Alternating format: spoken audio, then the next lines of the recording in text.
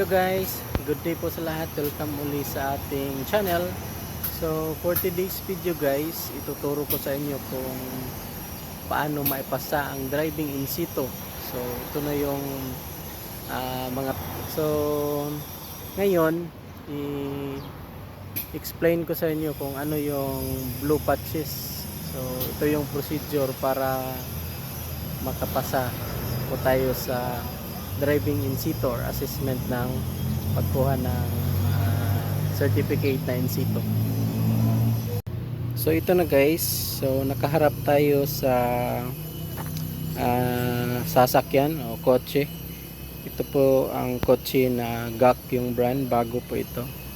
So madumi lang kasi hindi pa nalinisan. So for demo purposes lang po ito.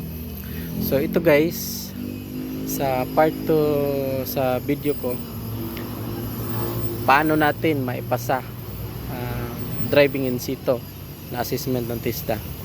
So ito guys, part po ito sa success or sa maipasa mo yung in situ. So sa assessor guys, depende po sa assessor kung saan kayo na banda na area, na kung ano yung style ng assessor. So dito sa pag-take ko ng in situ guys, ito yung style ng assessor na ginawa sa amin. So nakaharap mismo sa makina ng sasakyan. So ito na.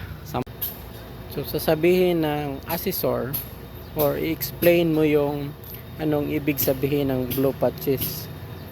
So yun yung bago. Kasi dati blue baggage yun. So ngayon blue patches na. So explain mo yun kung ano isa-isa yung letter. So pag sinabi ng assessor, o ito, depende sa assessor na to kung ituturo niya yung mga parts ng mga sasakyan. Pero sa amin guys, hindi na tinuro. So sinabi niya ano yung ibig sabihin ng ano ito, letter B.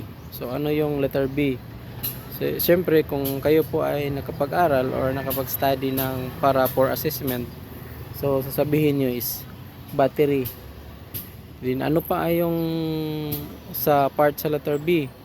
So brake, din mga belts. So mga belts, turo mo dyan. Then kasunod ano pa? So pag sinabing letter L, ano naman yung letter L? Sabihin nyo rin na ito po yung ilaw, mga din license, din mga leaks sa makina. Then ano yung letter O? So explain nyo din yan. So ang letter O is oil, then W water, wiper, washer, then sa F fuel, then mga fluids. So mga brake fluids or lahat ng mga fluids na sa sasakyan. So explain nyo yan. Then ang letter A, so accessories. Then ang letter T is tire. Then ang tools. So ang letter C, car or document, car documents. So ang letter C.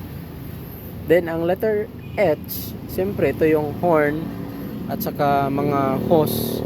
So dyan mga hose, makikita nyo mga hose dyan. So yan ang ibig sabihin yan. Then ang kasunod is ang letter E. Ano yung letter E? Siyempre ang makina ng sasakyan or itong engine. Then ang letter S, ito po yung seat belt. Seat belt or self. So yan po ang ibig sabihin ng blue patches na kailangan nating ma-familiarize or ma-memorize kung ano ang ibig sabihin ng blue patches. Kasi pag hindi mo nasagutan lahat yan, syempre hindi tayo mag-expect na pasado tayo sa assessment. Kasi bawat letter na pag-explain mo, may chine-check talaga na papel ang assessor. Tine-check niya yan kung tama ba yung sagot mo.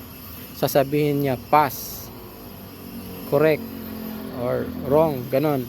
Depende na sa assessor yan. So yan, pag nasagutan nyo yan, sure pasado na kayo sa step na ganito sa pag-identify sa blue patches. So ganun guys, gagawin na assessor o part sa success or sa assessment sa buong araw na assessment.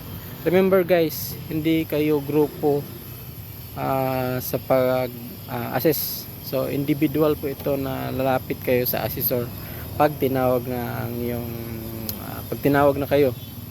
So kailangan yung i-memorize yon para masagutan nyo kung gusto nyo talagang maipasa ang assessment or driving in situ guys. So yun lang po guys, maraming salamat po sa panonood.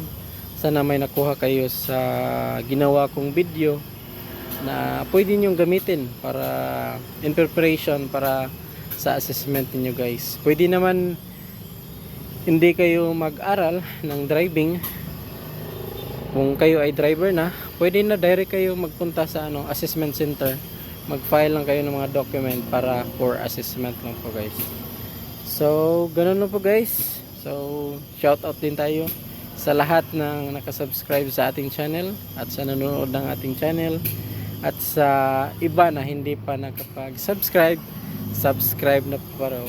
At don't forget to click the notification bell para always kayo updated sa ating mga videos na i-upload. Maraming salamat po. God bless.